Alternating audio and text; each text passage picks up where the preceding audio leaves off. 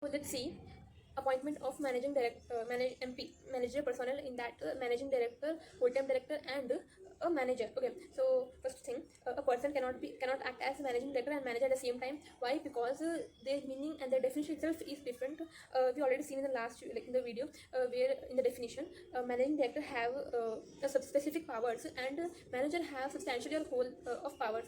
So the roles are different. So this is why a person cannot act as both because there will be a it will lead to mismanagement and conflict of interest. Okay, so this is the one point, that a person cannot act as an MD and manager at the same time. Second one, what will be the tenure? Then tenure will be up to 5 years, and the reappointment should be before the expiry of 1 year, before the expiry of a term, 1 year before the expiry of term. Okay, so means I'll tell you what is your tenure is for 5 years, so you have to do the reappointment in the 4th year itself.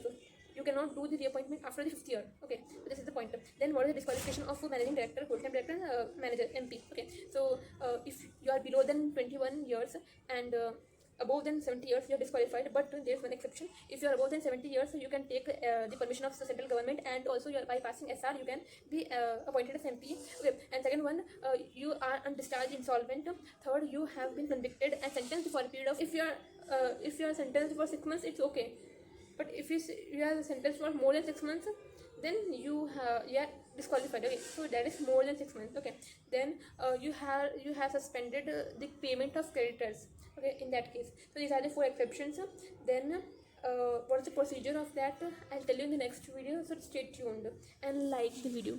Content of notice. What will be the content in the notice? So terms and condition of that MP, their remuneration and other matters including interest. Okay, so after that, what will be the return of allotment appointment?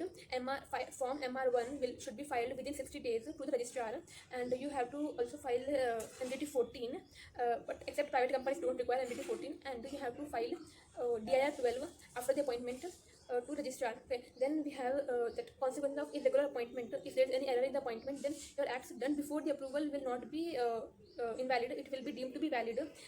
Okay, so that was all about appointment of MP.